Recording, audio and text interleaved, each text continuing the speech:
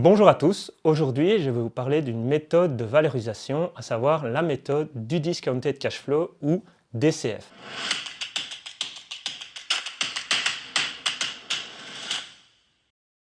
Il s'agit d'une méthode qui permet de valoriser une société sur base du cash qu'elle va être capable de générer dans le futur, mais actualisé à aujourd'hui, c'est-à-dire en tenant compte du temps et du risque. Il existe plusieurs contextes dans le cadre desquels on peut valoriser une société sur base du discounted cash flow, en commençant par la cession d'entreprise ou la transmission d'entreprise. Donc on valorise ici la société sur base des flux de trésorerie, sur base du cash qu'elle va pouvoir générer dans les années futures. Deuxième contexte, une société dans un processus de levée de fonds. Donc on va ici la valoriser sur base du cash que le projet de croissance ou de développement d'entreprise va être capable de générer dans le futur. Et enfin, troisième contexte assez classique, le contexte des startups et des scale-up qui n'y disposent que de peu, voire pas de résultats historiques, et donc a fortiori, on va la valoriser uniquement sur base de ses résultats futurs. Il existe 5 grandes étapes à parcourir pour valoriser une société sur base de la méthode DCF, à commencer par une première étape qui est fondamentale,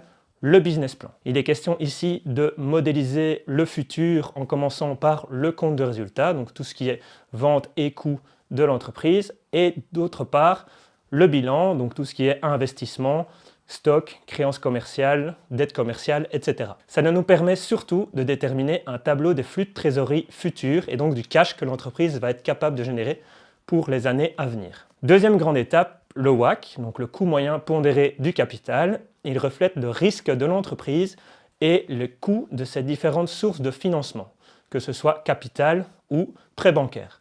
On parle également de taux de rendement attendu pour les investisseurs qui investiraient dans la société en question.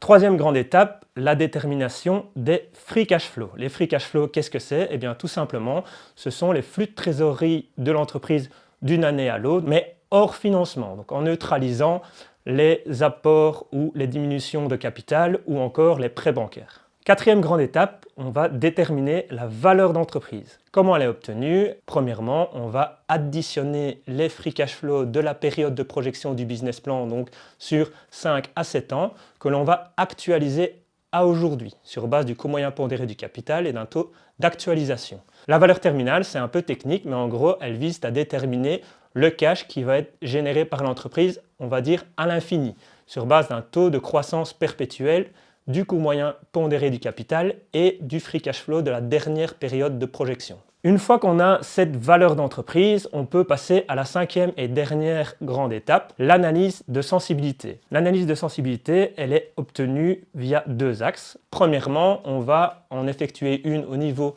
du business plan avec une modélisation de plusieurs scénarios.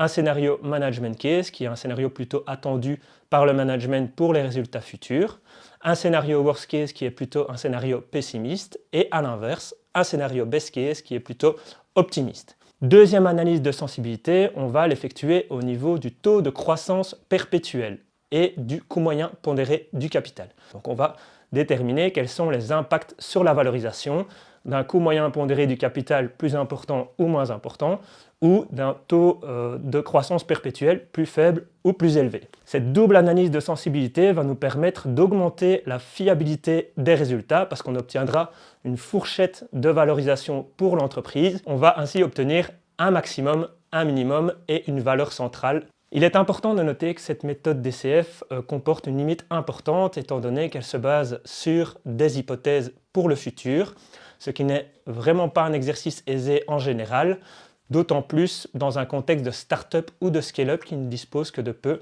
voire pas de résultats historiques.